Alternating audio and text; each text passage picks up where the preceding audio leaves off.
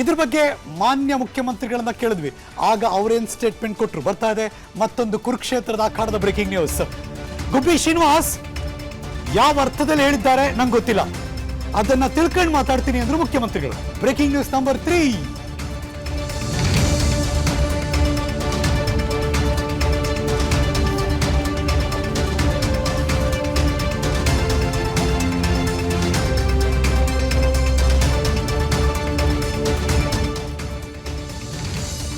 ಗುಬ್ಬಿ ಶ್ರೀನಿವಾಸ್ ಯಾವ ಅರ್ಥದಲ್ಲಿ ಹೇಳಿದ್ರು ನಂಗೆ ಗೊತ್ತಿಲ್ಲ, ತಿಳ್ಕೊತೀನಿ, ಅವ್ರ ಜೊತೆ ಮಾತಾಡ್ತೀನಿ, ಅದಾದ್ಮೇಲೆ ರಿಯಾಕ್ಷನ್ ಕೊಡ್ತೀನಿ. ದೇವನಹಳ್ಳಿಯಲ್ಲಿ ಮುಖ್ಯಮಂತ್ರಿಗಳ ಫಸ್ಟ್ ರಿಯಾಕ್ಷನ್.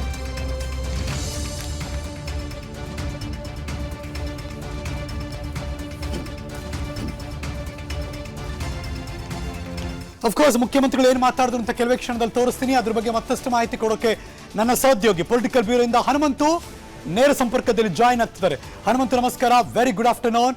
ಈ ಕುರುಕ್ಷೇತ್ರದ ಅಖಾಡದಲ್ಲಿ ಅಫ್ಕೋರ್ಸ್ ಅವರ ಪಕ್ಷದವರೇ ಹೇಳಿದ್ದು ಇಲ್ಲ ಅಂತಲ್ಲ, ಬಟ್ ಅದರ ಹಿಂದೆ ಅಡಗಿರುವ ಮರ್ಮ ಏನು?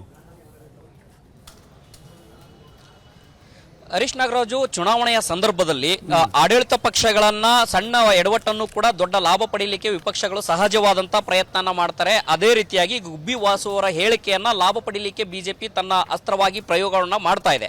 ಆದ್ರೆ ಕಾಂಗ್ರೆಸ್ನ ಒಂದು ಸಂಪ್ರದಾಯವನ್ನು ನಾವು ಗಮನಿಸಬೇಕು ಏನಂತಂದು ಹೇಳಿದ್ರೆ, ಲೋಕಸಭಾ ಚುನಾವಣೆ ಆಗಿರ್ಬೋದು ಅಥವಾ ವಿಧಾನಸಭೆ ಚುನಾವಣೆ ಆಗಿರ್ಬೋದು, ಯಾವೆಲ್ಲ ಚುನಾವಣೆಗಳಿರ್ತಾವೋ ಅಲ್ಲಿ ಆಂತರಿಕವಾದಂತಹ ಮತಗಳನ್ನ ಒಗ್ಗೂಡಿಸುವ ತಂತ್ರಗಾರಿಕೆಯನ್ನು ಮಾಡುತ್ತೆ.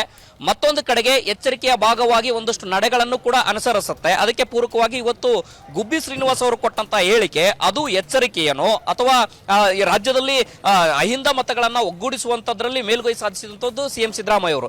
ಒಂದು ವೇಳೆ ಏನಾದರೂ ಸಿಎಂ ಬದಲಾವಣೆ ಆಗ್ತಾರೆ ಅನ್ನುವಂತ ಆತಂಕ ಸೃಷ್ಟಿ ಆದ್ರೆ ಆ ಅಹಿಂದ ಮತಗಳನ್ನ ಒಗ್ಗೂಡಿಸುವ ತಂತ್ರಗಾರಿಕೆಯ ಭಾಗವಾಗಿ ಇವತ್ತು ಹೇಳಿಕೆಯನ್ನ ಕೊಟ್ಟಿರಬಹುದು ಅನ್ನೋ ವಿಶ್ಲೇಷಣೆ ಇವತ್ತು ನಡೀತಾ ಇರುವಂತದ್ದು.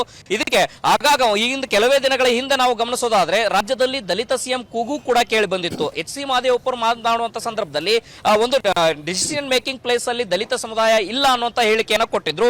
ಆ ಮೂಲಕ ಅಂಡರ್ ಕರೆಂಟ್ ಆಗಿ ದಲಿತ ಸಮುದಾಯಗಳನ್ನ ಒಗ್ಗೂಡಿಸುವ ತಂತ್ರಗಾರಿಕೆಯ ಭಾಗವಾಗಿ ಆ ರೀತಿಯ ಹೇಳಿಕೆ ಬಂತು ಅನ್ನುವಂತ ಚರ್ಚೆ.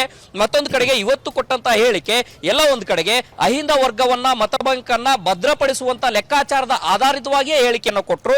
ಮತ್ತೆ ಇತ್ತೀಚೆಗೆ ಸಚಿವ ಕೆ ಎನ್ ರಾಜಣ್ಣ ಅವರು ಒಂದು ಹೇಳಿಕೆಯನ್ನ ಕೊಟ್ಟಿದ್ರು, ನಾವು ಇಷ್ಟೆಲ್ಲ ಗ್ಯಾರಂಟಿಗಳನ್ನ ಅನುಷ್ಠಾನ ಮಾಡಿ ಯಶಸ್ವಿಯಾಗಿ ಆರ್ಥಿಕ ಸಂಕಷ್ಟದ ನಡುವೆನೂ ಕೂಡ ಇಷ್ಟೆಲ್ಲ ಯೋಜನೆಗಳನ್ನು ಕೊಟ್ಟಾಗ್ಲೂ ನಾವು ಹೆಚ್ಚಿನ ಮತ ಏನಾದ್ರೂ ಜನಬೆಂಬಲ ಸಿಗ್ಲಿಲ್ಲ ಅಂತಂದ ಹೇಳಿದ್ರೆ ಸರ್ಕಾರ ನಡೆಸಲಿಕ್ಕೆ ಯಾವ ರೀತಿಯ ನೈತಿಕತೆ ಇದೆ ಅನ್ನೋಂತ ಪ್ರಸ್ತಾಪವನ್ನು ಕೂಡ ಮಾಡಿದ್ರು. ಎಲ್ಲ ಒಂದ್ ಕಡೆಗೆ ನಾವೆಲ್ಲ ಇಷ್ಟೆಲ್ಲ ಕೊಟ್ಟಾಗ್ಲೂ ಕೂಡ ನೀವು ನಮ್ಮನ್ನ ಕೈ ಹಿಡಿಲಿಲ್ಲ ಅಂತಂದ ಹೇಳಿದ್ರೆ ರಾಜ್ಯದಲ್ಲಿ ಗ್ಯಾರಂಟಿಗಳಾಗಿರ್ಬೋದು ಅಥವಾ ಸರ್ಕಾರ ಇರುತ್ತಾ ಇಲ್ವಾ ಅನ್ನೋಂತ ಒಂದಷ್ಟು ಆತಂಕ ಸೃಷ್ಟಿ ಮಾಡಿಸುವಂತ ಲೆಕ್ಕಾಚಾರ ಇರುವಂತದ್ದು.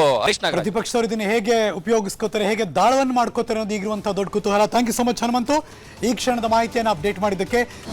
ಅನುಕ್ಷಣದ ಸುದ್ದಿಗಳಿಗಾಗಿ Vistara news YouTube channel subscribe ಮಾಡಿ.